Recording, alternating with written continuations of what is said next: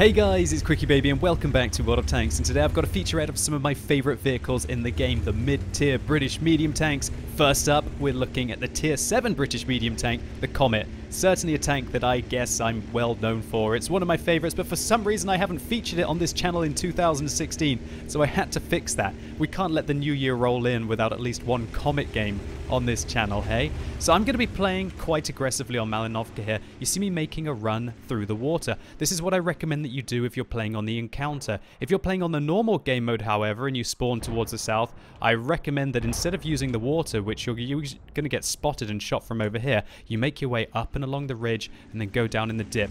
Once you're in this position, it's absolutely beautiful. You can get good view range up at tanks as they make their way on top of the hill. Immediately on the encounter, you're going to get some early shots in. And if you're playing on the normal mode, well, people still make their way on top of the hill. It's just you're going to spot them a little later, especially if they're heavies, because they don't already spawn halfway up the hill, right? This position does actually get a hell of a lot of cover as well.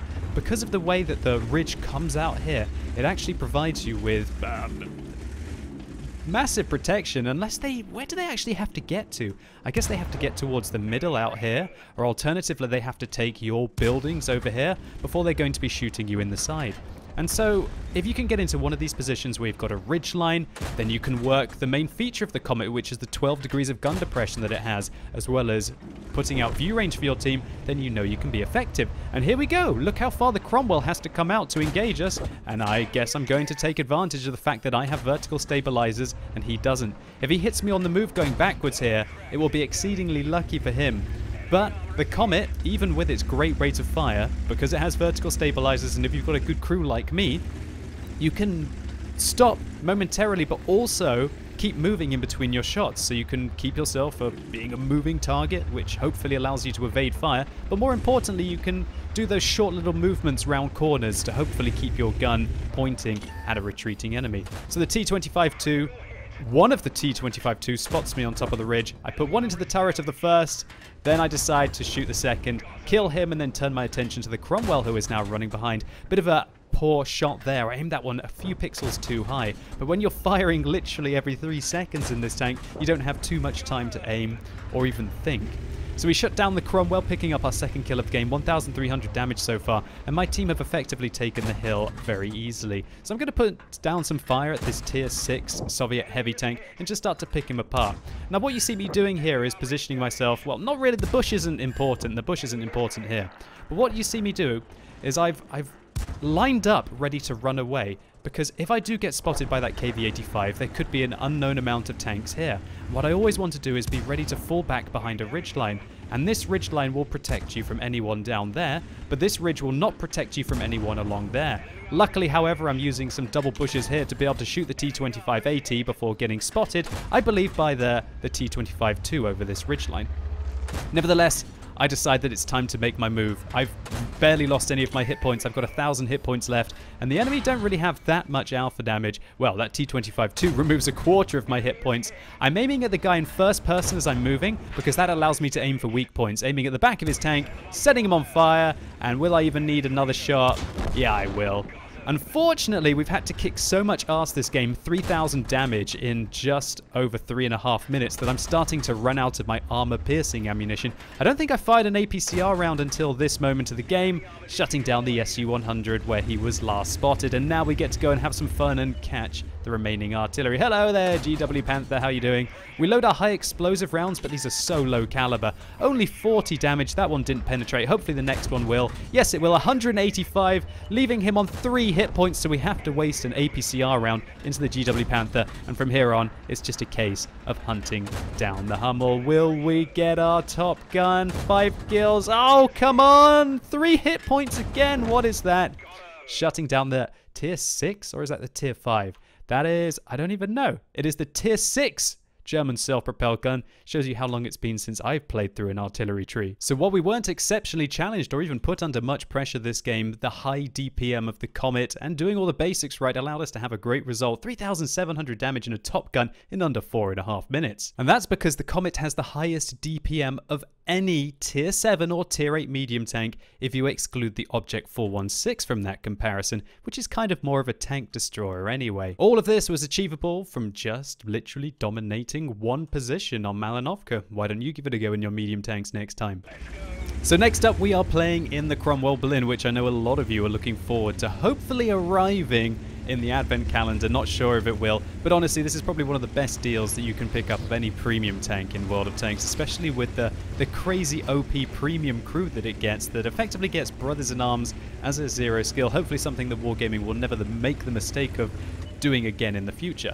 Now on Siegfried Line Assault, when I'm in an aggressive tank such as the Cromwell with a good top speed limit, or if I'm in a light tank as well, I am going to try and spot the ridge line. From here, we are going to rip apart this artillery, and my team can thank me for the fact that we only have to deal with one self-propelled gun on the enemy team, already taking out a vehicle which is higher tier than me in literally the first 45 seconds of the game. The enemy artillery doesn't seem to be very happy with the fact that I've shut down one of them already, and so he proceeds to take a swing at me, but luckily it's a miss. My AP round unable to go through the turret of the Lerva there. I'm trying to see if I can feather out a shot on the Firefly. Not quite able to do so. Oh, from here, I loaded an APCR round because I thought that I was going to have to fire it at the Lerva, but for some reason this Firefly just seems to be, I guess, panicking, completely out of position, pushing forward, but the Cromwell works the ridgeline like a dream, even without the vertical stabilizers that the Comet can use, and we managed to take him out. And I should mention that the vertical stabilizers on the Comet are a really big upgrade for the tank over the Cromwell with regards to your ability to fire on the move or make micro movements in between your shots. The Cromwell, if it wants to be fully accurate, literally has to sit completely still. Look how our aim time is still not getting fully accurate if we manage to move. Will we blind fire him? Yes, we will. VK302M shut down there, or the 3002M, I should say. So this Skoda T25, a tier 6 Czechoslovakian autoloading medium tank, has made a push. I take a quick look to see if the Lerva is going to follow him over the ridgeline, but he doesn't seem like he is going to. You might see me here aiming a lot in first person. Aiming in first person, I feel, is a lot better than just auto-aiming at a fast-moving target. But when you reach this kind of a distance, it shouldn't be too bad to auto-aim. Now you're going to notice that I am actually going to have a bit of a mare here, really. Look, I'm auto-aiming. Everything seems to be going so well. We put 4 shots into him.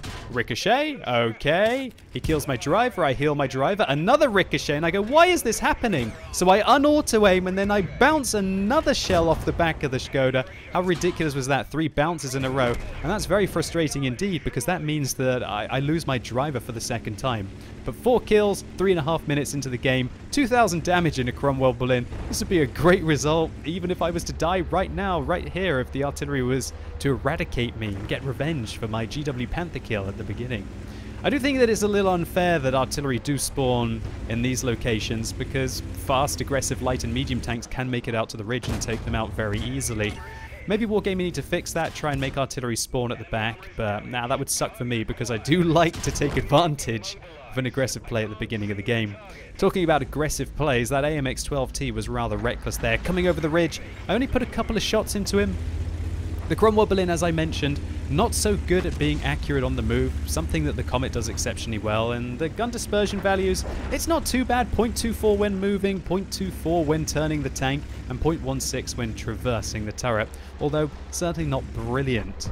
The Cromwell, that's really the biggest difference between the Cromwell and the Comet. A lot of people get the Comet and they think like, oh, well, this is awful.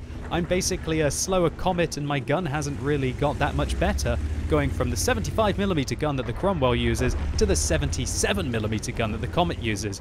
But what the Comet has is 50% more gun depression. It has 12 degrees instead of the 8 degrees that the Cromwell has.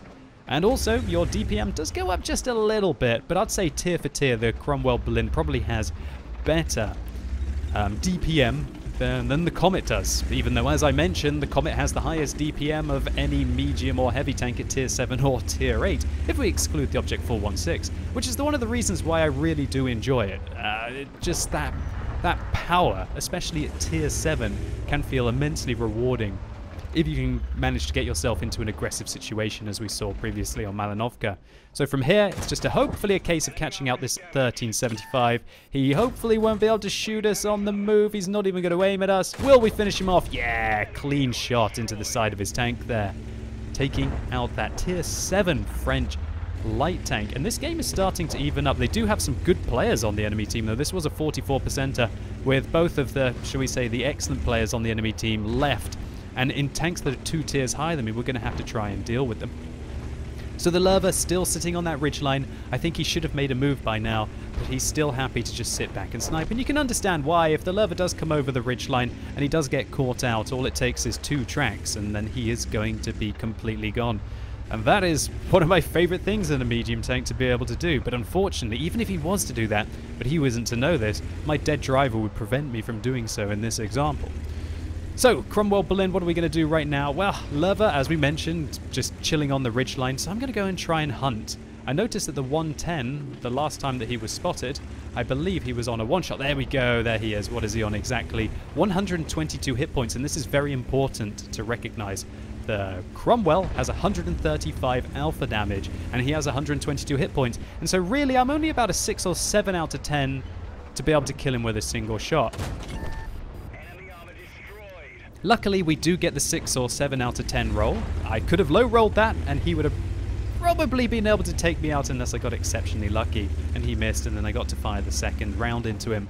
But from here, I really wanted to just take that vehicle out so I could now try and harass the Lerva. 2,800 damage and 6 kills in the 6 minutes that we've been playing this round. And this, as I didn't mention this, is the worst possible matchmaking for the Cromwell Berlin. We've been fighting it out with all sorts of tier 8 tanks on the enemy team and performing very well against them. And that's because really, apart from the hit points that this tank has, and arguably the penetration on its standard rounds of 145, but its APCR rounds have got 202, you don't really have that much trouble against tier 8 vehicles. Wow, that was a low roll. 119 damage against the Lerva. In fact, when I look at it, most of my last shells have all low rolled against the enemy tanks. Hopefully we'll start to have some big hits coming in here. So we're just going to be spotting, hopefully assisting our artillery, the big GW Tiger Pigger on our team, to be able to hit this rather well-armoured tier 8 German heavy tank. Or actually, is it well-armoured at the moment? Probably not. This was obviously played in patch 9.16, this replay, and the Lerva isn't really getting its armour buffs until 9.17. I can imagine in 9.17 that the Lerva is going to be an absolute monster. So we miss our first shell, put the next one into the top of his cupola, one then right into the side of his turret, and goodbye, Lerva. So all that's left now is to hunt down an SU-8 on the enemy team. Where is he? Where is he going to be? Cromwell Berlin's so satisfying, able to go at 64 kilometers an hour in this kind of situation. That's something that really, I guess you can't argue is a bit of a downgrade on the Comet. The Comet has got an excellent power-to-weight ratio, but it's not superb like on the Cromwell. So just hunting down this SU-8 at the end of the game. Will he be able to one-shot us? He isn't even facing us. Oh, that was a good feeling when you know you're in on the side. Take off his tracks with the first shell. I guess I could have loaded a high explosive round here, but I didn't. Nevertheless, finish him off. 7 kills, 3,500 damage for the Cromwell's worst possible matchmaking in this 8-minute game. So all in all, hopefully these two replays sum up why I love my mid-tier British medium tanks so much. They're fast, they're furious, and I feel like they reward aggressive play. I don't know why, but I feel like they're kind of the mid-tier equivalent of the high-tier Soviet medium tanks. Although it goes without saying that they sacrifice all of the lovely armor that those tanks have, pretty much to be able to gain extra gun depression. He who dares wins, and these two games were certainly no exception. We get a scout medal in the Comet for spotting 11 of the 15 enemy tanks, also a patrol duty. How much spotting did we do there?